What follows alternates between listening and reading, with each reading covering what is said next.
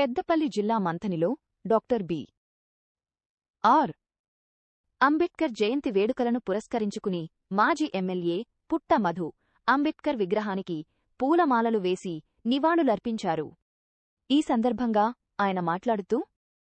స్థానిక ఎమ్మెల్యే ఇతర ప్రజాప్రతినిధులతో కలిసి బెదిరింపులకు పాల్పడుతున్నారని కేసులు పెడతామంటూ భయభ్రాంతులకు గురిచేస్తున్నారని ఆరోపించారు.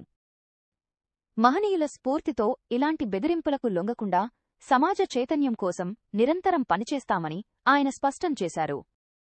మహనీయుల చరిత్రను ఈ సమాజానికి తెలిపితే తప్ప, ఈ సమాజానికి ఆలోచన వస్తే తప్ప, మూడోట్లున్నటువంటి ఒక కుటుంబం 40 సంవత్సరాలుగా మరి ఇంత పెద్ద సమాజాన్ని వాడుకొని రాజ్యాంగబద్ధంగా ఎన్నుకోబడి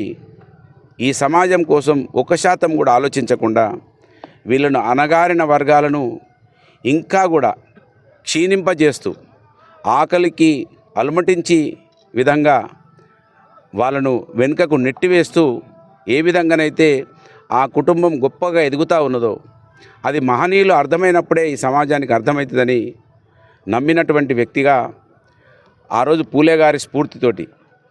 వారు ఏదైతే చదువు వస్తేనే ఈ సమాజానికి అనేక విషయాలు తెలుస్తాయని భావించి తన భార్యకు కసరమందు తాగించి పిల్లలు కనకుండా తన భార్యకు చదువులు చెప్పించి ఉపాధ్యాయురాలుగా చేసి ఈ సమాజానికి చదువులు చెప్పించినటువంటి మహనీయుడు పూలే. ఆయనను అర్థం చేసుకున్నటువంటి బాబాసాహెబ్ అంబేద్కర్ ఈ సమాజం గొప్పగా ఎదగాలంటే ఆ రోజున్నటువంటి బ్రాహ్మణిజం వాళ్ళు ఓట్లు ఉన్నవాళ్ళకే ఉండాలని, చదువుకున్న వాళ్ళకే ఉండాలని చెబితే, లేదు ఈ మట్టిలో పుట్టినటువంటి ఈ దేశ బిడ్డలందరికీ కూడా ఓటు ఉంటేనే గౌరవించబడతారని ఆలోచించి ఓటునిచ్చినప్పటికీ ఆ ఓటును సక్రమంగా సద్వినియోగం చేసుకోకపోవడం వలన ఇవాళ మంథనిలో ఒక కుటుంబం 3 ఓట్లు ఉన్నటువంటి కుటుంబం 40 సంవత్సరాలు రాజ్యం ఏలడానికి కారణమవుతున్నటువంటి సమాజానికి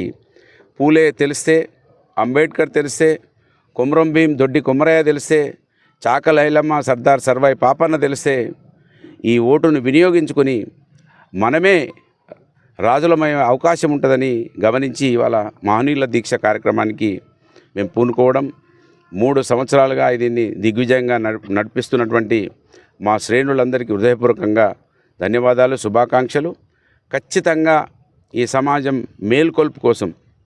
ఇవాళ ఎమ్మెల్యే ఏదైతే మమ్మల్ని చంపేస్తాం, కేసులలో పెడతామని భయభ్రాంతులకు గురి చేసినా కూడా, పక్క ఎమ్మెల్యేలను తీసుకొచ్చి నరికేస్తామని మాట్లాడించినా కూడా బెదరకుండా ఈ సమాజం చైతన్యం కోసం పనిచేస్తామని, దానికి ఇవాళ మా మహనీయులే స్ఫూర్తి అని, దానికి కేసీఆర్ గారే ఏదైతే తెలంగాణ రాష్ట్రాన్ని సాధించుకున్నారో ఆర్టికల్ 3ను బాబాసాహెబ్ అంబేద్కర్ గారు రాజ్యాంగంలో పొందుపరిచినటువంటి విషయాన్ని దాన్ని వాడుకొని మహనీయుల స్ఫూర్తితో ఏదైతే తెలంగాణ సాధించుకున్నాడో ఈ సమాజానికి కూడా రాజకీయ, ఆర్థిక, సామాజిక చైతన్యం కోసం పోరాటం కొనసాగిస్తామని, వారే మాకు స్ఫూర్తి, మా తల్లిదండ్రులు జన్మనిస్తే